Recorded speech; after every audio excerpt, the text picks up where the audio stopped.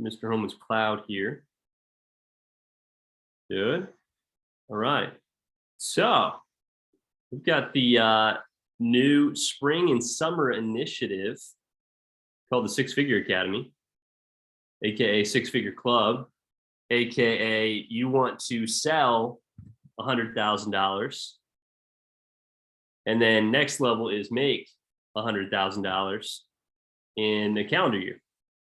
And so I wanted to set some expectations for the group. I wanted to get your opinions on the group. Mr. Zach Miller and I are going to tag team this group of individuals. And my objective is that this becomes something that provides a ton of value for you financially, but also skill set wise, where you can impact your office on a big level, selling a lot for the summer, specifically when you're out of school, but also provides a lot of value for you, not just your office. So there's Rachel. Good stuff. I know it auto logs you off of camera when you log on. So what's up, Elizabeth? This is looking like our team meeting, Turner, Alex. We got the squad on. You're welcome. So what it's going to be for this group, it's going to be a little bit more accountability. We're going to have a WhatsApp group. It's going to be a little extra phone time. It's going to be 30 minutes of teaching every week. And Turner, if you could let Bailey know the correct Zoom code. She's trying to log on. And or she's in Alex's Zoom waiting. So cool. Appreciate it. Do you want me to go hop over to my Zoom and just hang out there for a few minutes? You can, yeah, that'd be great. Okay, cool. You got it. There's Mr. Brady Paxton. Cool.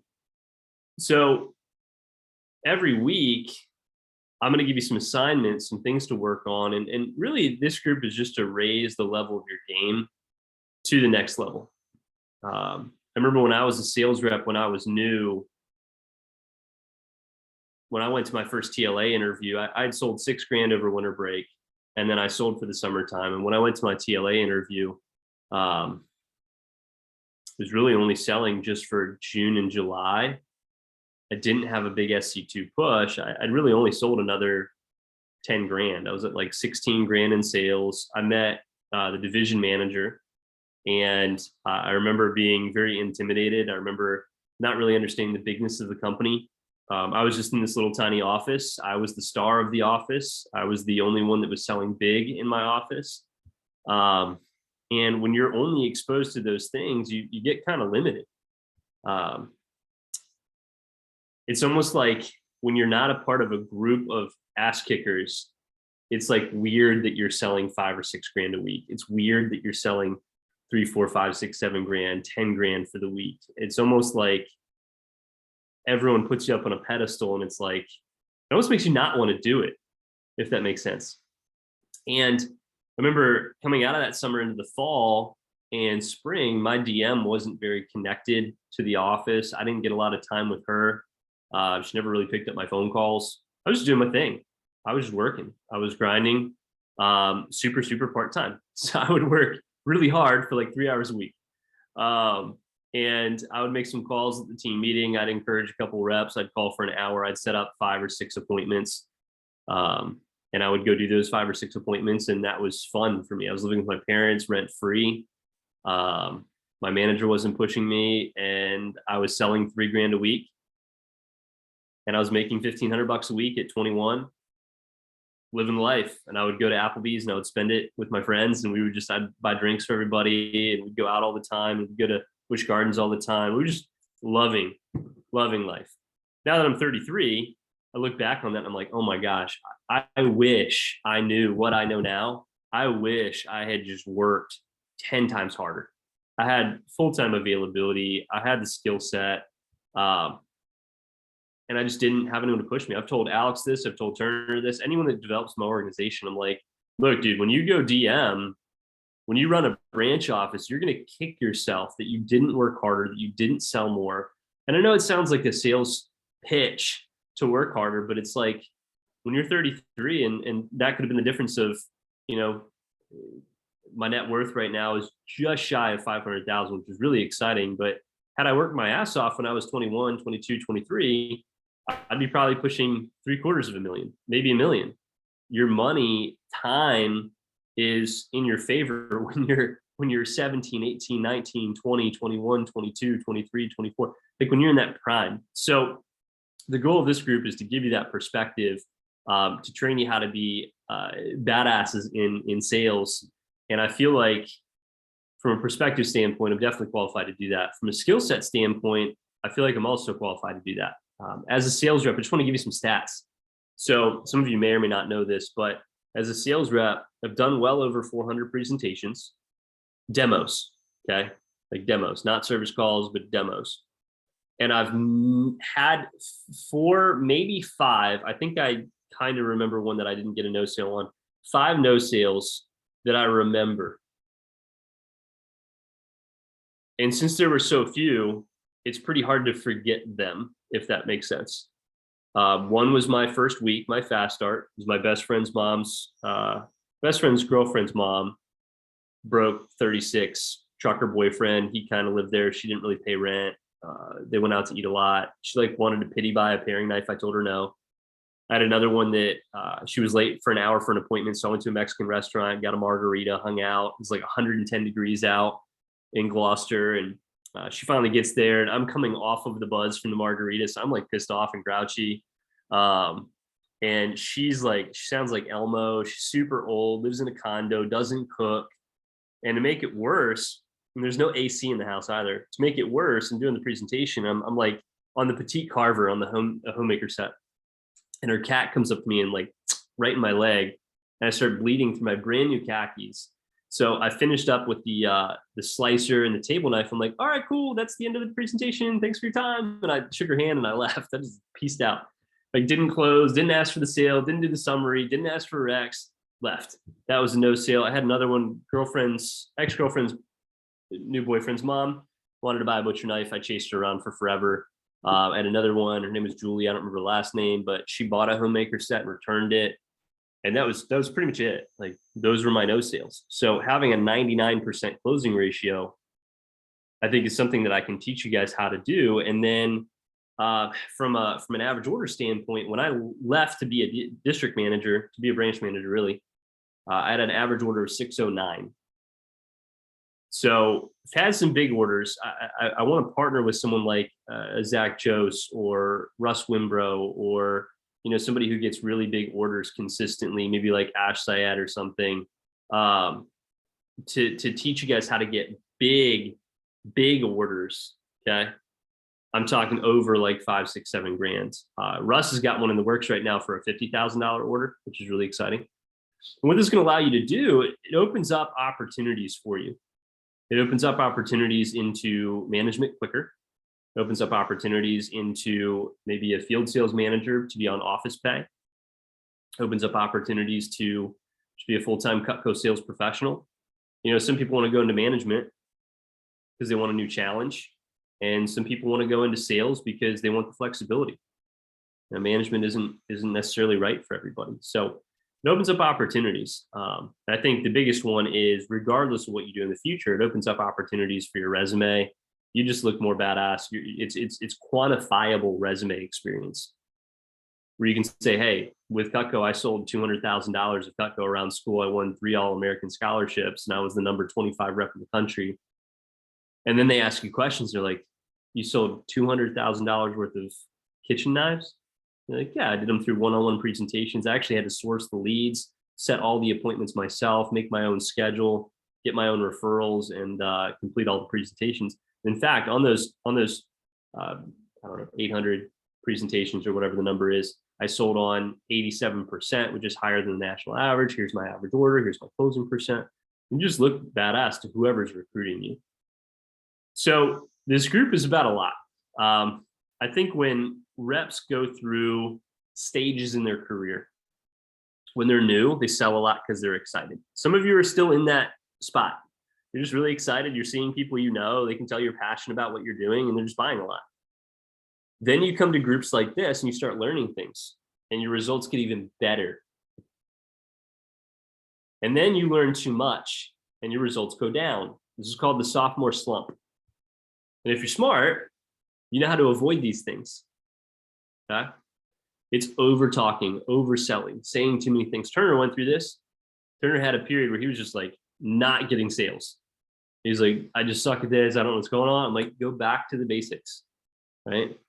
And that's stage number 4, where it's like, you know what not to say, and you don't say it, and you get way better results. So your results can go straight up in a trend, or they can go up and down, then back up. You want to know what to avoid. So regardless of where you're at, okay, I think the goal is the same for all of us. It's either to sell 100,000 or make 100,000. You sell $100,000 in a campaign, or not in a campaign, in a year, you're going to make like 50 G's as a college student, and it's totally doable. Zach Jost, he's on the call right now. I believe Zach made over a 6-figure income as a sales rep around school. Carter Hayes, one of our other students, went to VCU. Carter was making 100 grand every year during school to pay for school, and he wasn't working that hard. So my thought is I would love to make as much money as possible working as little as possible. Would you guys agree with that? And then there's going to come points in time where it's like, hey, it's time to work a little bit harder, and then you're just going to make even more money. So the only way to do that is skill set, right? I think the other thing that is going to impact that number is recommendations. Learning how to prospect. That's something I'm going to teach you on this call. How to get into really good networks. Especially when, like, I love getting a client that buys a signature set, and then you're like, oh yeah, Sydney, yeah, your friend Elizabeth, she bought the signature set. And you're like, oh, I better get the signature set. And then Sydney recommends me to 10 other people, and they all buy a signature set, and then they all buy a signature set, and then their friends buy a signature set. You get into these like money pockets. So I'm going to teach you how to do that on this call. In order to be good at that, you do need your basics down. You need to have the script down, obviously. I think most of you do. You need to be doing the demo the right way, not kind of right. But the big parts that I think is going to be a requirement of this group, you need to have your closing memorized. And you need to have your rec approach memorized. Need to have your rec approach memorized. I know you can read it on a screen, but knowing it and reading it are 2 different things. So one of your assignments is to get your rec approach memorized by our next call next Wednesday. We're going to have to delegate the 3rd call from now. So someone else is going to run that. Maybe Turner, maybe, I don't know who, maybe Brady. Alex and I are going to be in Vegas. Boo-hoo. That's going to be a lot of fun. And then the 4th or 5th call from now, we're going to have to delegate that too, because I'm going to be in Maui and all the district managers will be as well. Maybe Turner can run that one. He's not cool enough to go to Maui yet. He isn't a DM yet, so he can't win the national trip, but he's certainly cool enough. So the last thing, as far as expectations go, eventually you're going to want to get a mentor. And I just want to outline the mentorship program so you know what that is. You partner with a CSP, so a co-sales professional.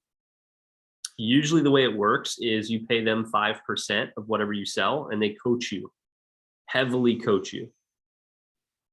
So if you think about it, like once you get into 20, 30, 50, and 150K, and you're making a 10, 15, 5, 10, 15, or 20% bonus, basically by the end of it, you'll be making 45% instead of 50%. So when you sell a homemaker set, you'll make $450 instead of $500. But getting there is a direct result of the relationship that you've built with somebody who's mentoring you. All of our top people have mentors. Even Russ. Russ sold 600,000 last year. He's getting mentored by Adam Sobieski. Adam sells about $800,000 a year. So there's always a mentor. There's always somebody that can coach you up, teach you more, get you better results. So here's what I would like. Okay. Here's what I would like. Let's make a list of topics. And Turner, I'm gonna have you watch well, I can pull up the chat too.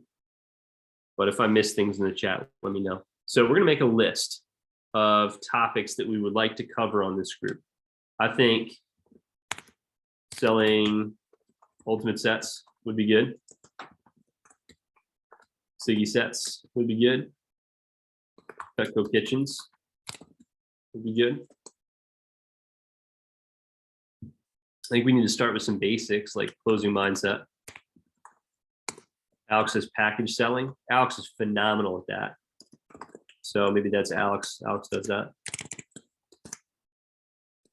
You do a flatware workshop. You need to do a pots and pans workshop. So this is like telling you everything that I know about pots and pans, telling you everything that I know about flatware, telling you everything that I know about package deals.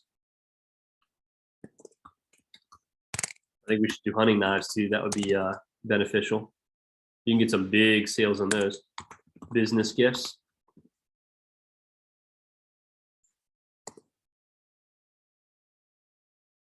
What else? I think we should get a CSP to come speak on fairs and shows. That'd be cool. We should do one on service calls. Prospecting. Yeah. Prospecting. Good, Alex and Turner. Both of you put that in the. Maybe that's Turner's idea. I don't know. Sharing goals. What's that? Sharing goals. Ooh, sharing goals. That's a good one. I just did a video on that on my website, by the way. If you want to watch that, you go to cutcoscript.com and then click on help. Top right. And it's the goal sharing.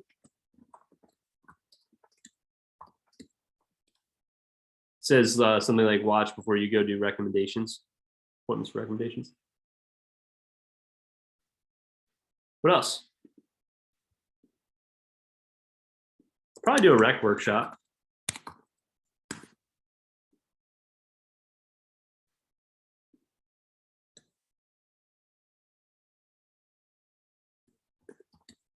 Wish lists.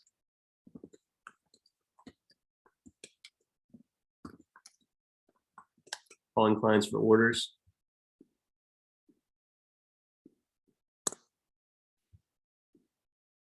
Anything else come to mind? What's something like super sexy that you think would be really good for a call? What about like farming up, Sure. like on your calls and things?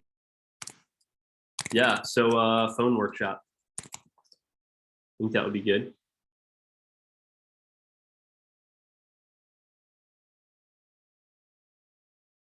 What else?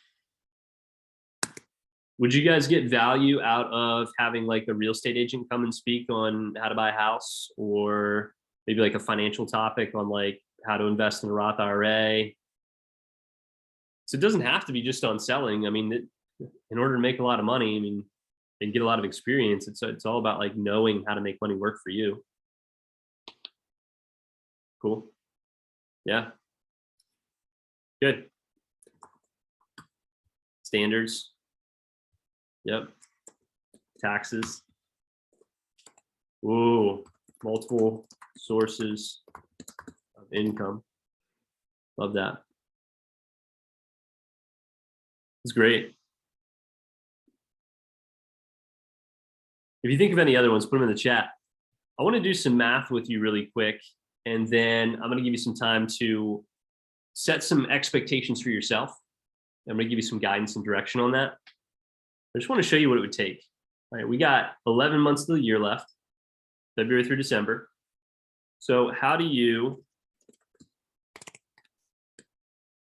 sell 100K by the end of the year? Good question. So 11 months. If you want to sell 100 grand in 11 months, I don't know what the math works out to, 92,000, 91,000, or sorry, 9,000. $100,000 in sales divided by 11 months. That would be 9,090 per month. Oh, dude, this is cake. Check this out. This is going to blow your mind how easy this is. Divide that by 4. That's 27.27 per week.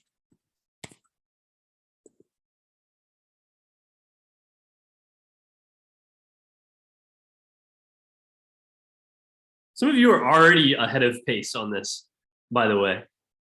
I see some smirks. You're like, yeah, I know. No big deal. Check this out. You've got to know your stats. Okay. If you're trying to gain weight, lose weight, you gotta measure macros, you gotta measure calories, you gotta check your weight. If you want to improve your times, if you're an athlete, you've got to know your times, you've got to know your speed, you've got to know your ability to jump, your like all of the metrics. Okay.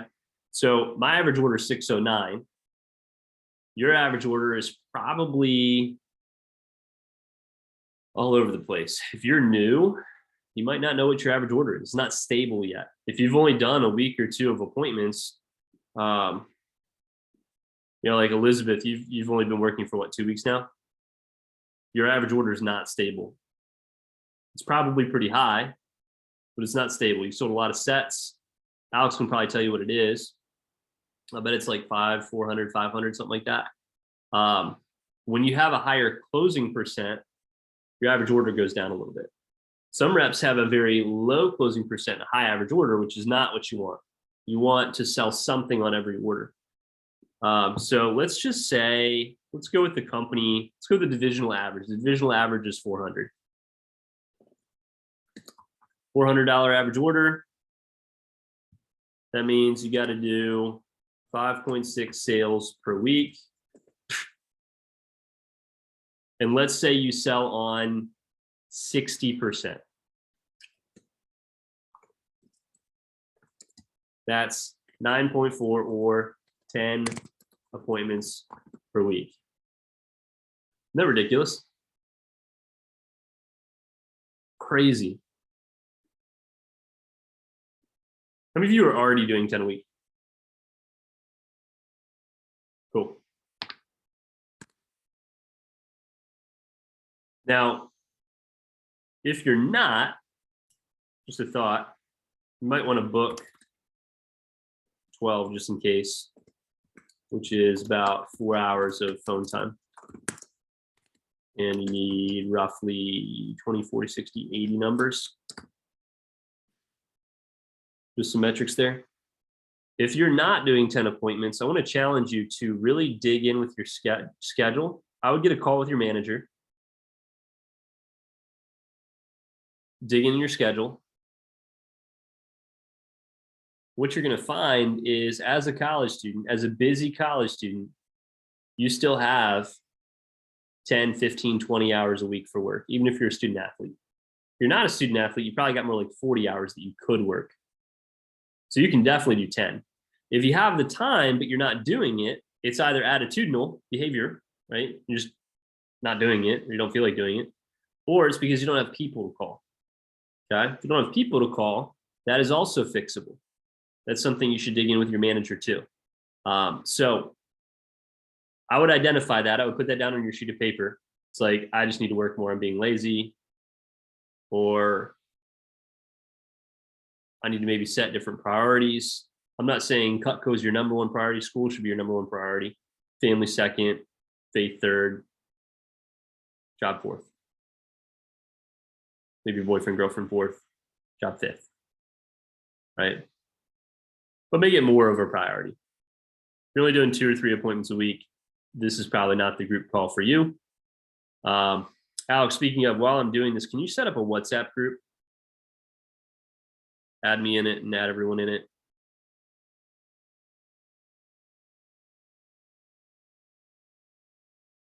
You see how easy that is? 5.6 sales a week. And if you sell on all of your appointments, you only have to do 6 hours of work instead of 12 or 10. Wouldn't bank on that, but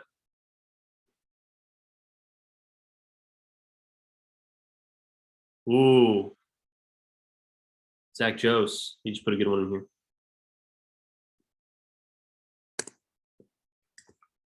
Pushes, absolutely good, Zach. I like that. All right, have we gotten some value so far? Let's get your wheels turning. Good. I love talks like this. I love scheming. I love game planning. So there we go. Good, Alex. So I'm gonna give you some direction here. Let me move some of this stuff. You guys have this all written down? Alex, can you grab a screenshot of this and put it in the WhatsApp?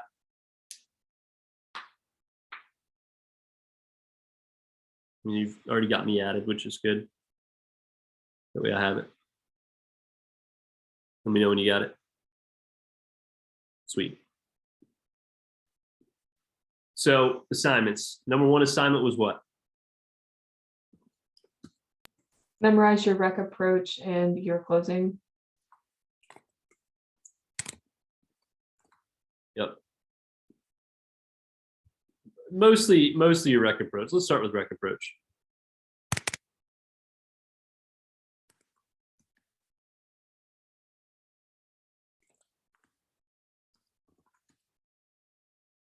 Next thing I would do is plan out the next 90 days.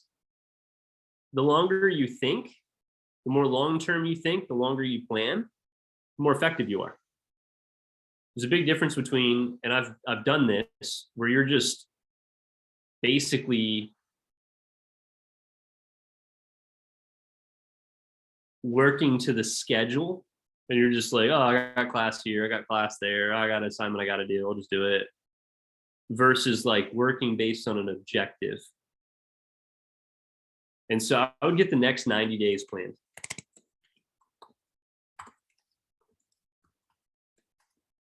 There is a big difference between if you have a calendar with like a box for the day and you just like write your appointments in when you get them booked. That's the bad way to do it. Does anyone currently do it that way? I'm just curious. If you do, it's okay. I'm not mad. Like, okay. That is just a really inefficient way to do it. The efficient way to do it is going to be Google Calendar. So check this out. So having a calendar down like this, where you've got every open available appointment time, and you block off class. We still see the whiteboard. Yeah. Hang on. My Zoom hates me sometimes. Did that work? There we go. Cool. It's because I did something fancy. You want to get all of your appointments in, and you can schedule these to be repeats, so that way you don't have to like continuously make a schedule. So I would switch to Google Calendar. Turner, would you say that that's been really effective for you? Very. Alex, what about you, buddy? It's literally my entire schedule. I do everything on Google Calendar. So there's a big difference between like this, where you can physically plug in all of your appointments, and then let's see if I can get like I wish I had one that was kind of done. I don't. But having Yeah, like is there a way to quickly copy and paste an event in Google Calendar? Because No. I saw Amir Bosch do it once. He was literally boom, boom, boom, boom, boom, copy and pasting so quick. Google it. It's my best answer. I don't know. I do this and then just do repeat, and then repeat every weekly on Monday. And you just, oops, there's my schedule. I don't know where that went. There's a big difference between doing that and just having a blank schedule and being like, oh, cool, I can do an appointment on Monday. Can you do Monday? Let's do Monday at 2. And then you just like plug it in. Does that make sense? So you want everything planned ahead of time. Okay. So get the next 90 days planned. You'll have probably about a half hour, 20 minutes or so before your team meeting. I'd start working on that.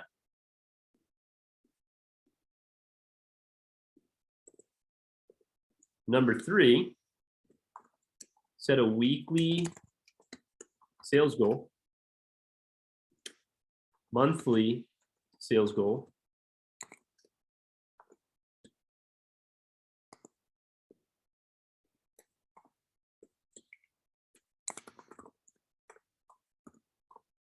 then break it up into spring, summer, fall. I would get some thermometers. This is something that I did as a high-level sales rep, and I've always taught reps to do this. Thermometers are just so crucial. It creates urgency. It's like, hey, buy from me now. I'm working towards this goal. Gives you a noble reason. And it just changes the level of your game so much. But if you can give them like, hey, here's my goal for the week. Hey, here's my goal for the month. Hey, here's my goal for the campaign, the spring. Here's what I do before the summer. So 3 different thermometers. And I'll just challenge you to keep up with that every week. And then I have one more assignment for you.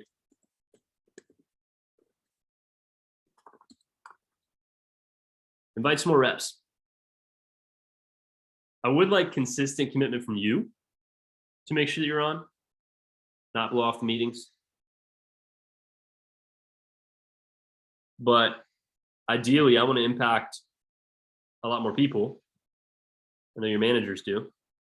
I did a poor job of promoting this first call. I did some type of promotion because Zach Jost reminded me of the call. It was on my schedule, but I didn't have a reminder to remind people that it was on my schedule. It was just we set it up for February the 2nd. And then I posted in the WhatsApp, and then I didn't do much follow-up. But I mean, we have a lot of people that could benefit from this. Turner, we need to get Riley on this call for sure. We need to get Margie on this call, 100%.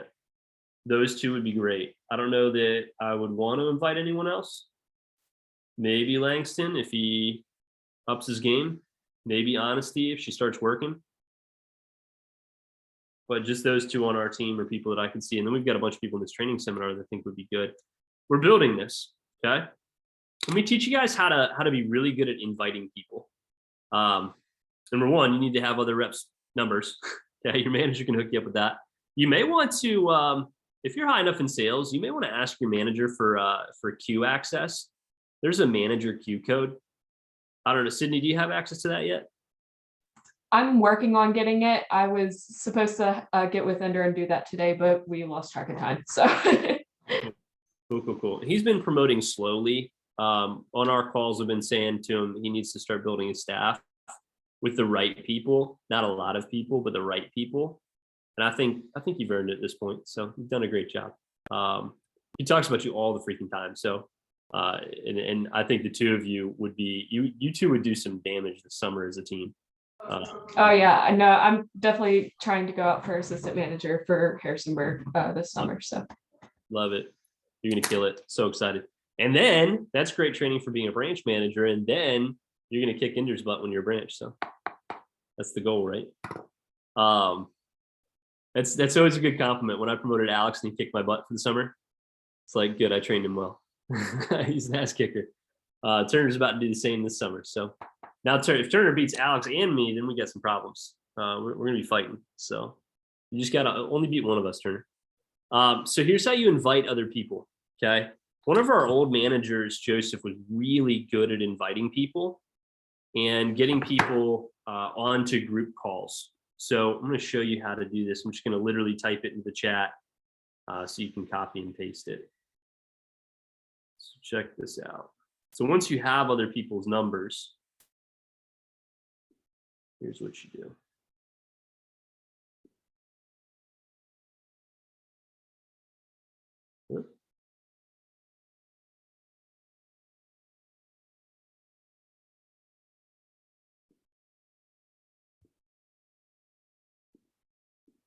All right, check this out.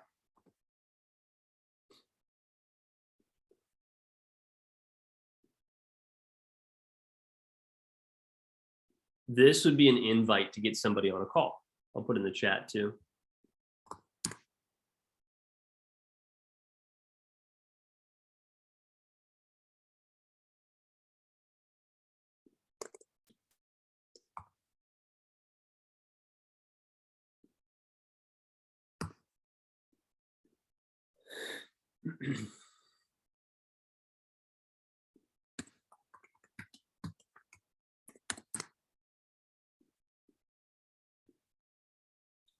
And then Alex, if you can post those 4 assignments in the WhatsApp.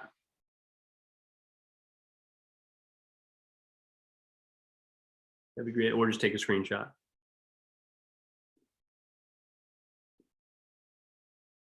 Cool. So how do you guys feel about this direction? Sell more, make more, get more experience, impact other reps, other people. Or get really, really good so you work less, but you make more.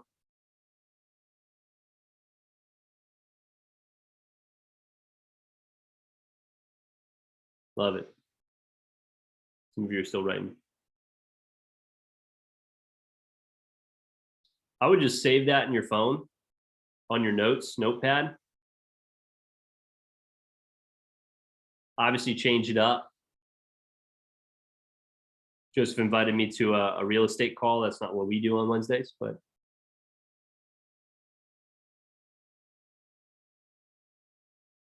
be like, yo, one of my really good friends and business partners, Andy's gonna be running a free group call Wednesday at 6 p.m.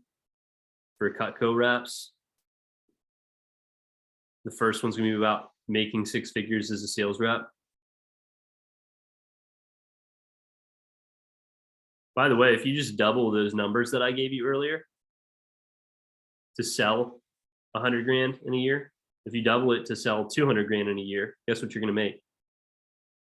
100 grand. Doing 20 appointments a week. That's it. That's like drop out of school money. I'm just saying. I'm just saying. Right, Brady? Cool. All right. Everybody got it down? Okay, cool. Closing it.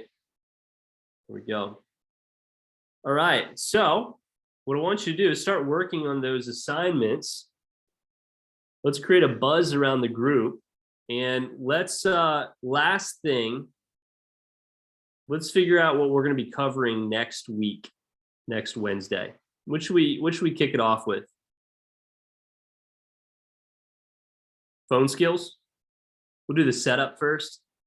Let's do phone skills. And this is gonna be like high-powered phone skills. This isn't gonna be like follow the phone approach, you know. In order to be effective, make sure that you have your schedule built out for the next 90 days. And then I'm gonna give you a phone approach that like I use. And I'm gonna give you the file to be able to edit and change it. And I'm gonna tell you why I say each thing that I say, and a really good firm up that I rarely had people cancel or reschedule on me. It's so badass. So I'm looking forward to it. So we got phone next week. I had the phone in the setup. Cool. And we'll do some metrics, and that way you can set some standards for yourself. Okay. So you're gonna get added into this WhatsApp, and weekly updates would be great. I would set some updates, maybe we just do a group update every week on, let's say, Sunday. Maybe like a weekly report, or maybe Monday, a weekly report. How'd the week go? What are you looking forward to next week? Get in the habit of doing that. Yeah. Cool. I'll send that out over WhatsApp so that you guys have all the instructions once you're added into the group. If after this call, if this is not something you'd like to continue, I'm totally fine with that. I'd rather not add you to WhatsApp and have you not participate and contribute. So just let me know. Yeah, you'll have my number. Cool. I'm assuming everyone does, but just so you have a way out. Otherwise, I'll be expecting on every Wednesday for each call. So cool.